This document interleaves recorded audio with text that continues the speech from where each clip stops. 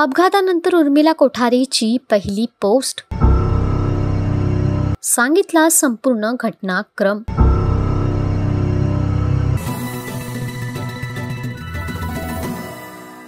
मराठी सिनेविश्वातील लोकप्रिय अभिनेत्री उर्मिला कोठारेच्या गाडीचा 28 डिसेंबरला अपघात झाला होता। मुंबईतील कांदिवली परिसरातील पोईसर मेट्रो स्टेशनजवळ ही घटना घडली।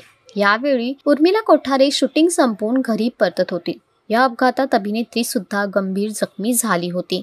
यानंतर तिला तात्काळ रुग्णालयात दाखल करण्यात आलं होतं। आता अभिनेत्री रुग्णालयातून बाहेर परतली असून तिने सोशल मीडियावर पोस्ट शेअर करत घडलेल्या घटनेबद्दल आपली प्रतिक्रिया दिली आहे। तसेच उर्मिलाने देवाचेही आभार मानले आहेत। उर्मिला कोठारे पोस्ट शेअर करत लिहिते, 28 डिसेंबर रोजी 12:45च्या सुमारास माझ्या गाडीचा भीषण अपघात झाला। कांदिवली पोईसर मेट्रो स्टेशन जवळ पश्चिम द्रुतगती महामार्गावर मेट्रोचं काम सुरू असताना मोठी यंत्रसामग्री आणि जेसीबी लोडर वाहने उभी होती। माझा ड्रायव्हर गाडी चालवत होता।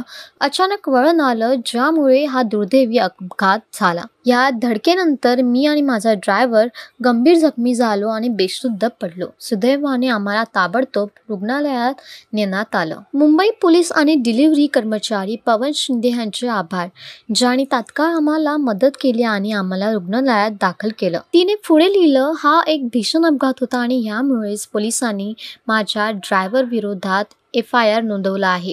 मला आपल्या न्यायव्यवस्थेवर पूर्ण विश्वास आहे। मला माहित आहे की न्याय मिळेल, असं उर्मिलाने या पोस्टमध्ये स्पष्ट केलं आहे। तुमचं काय म्हणणं आहे ह्याच्या बाबतीत आम्हाला कॉमेंटमध्ये नक्की सांगा आणि अशाच मराठी अपडेट्ससाठी आमचं चॅनल वायरम मराठीला सबस्क्राईब नक्की करा।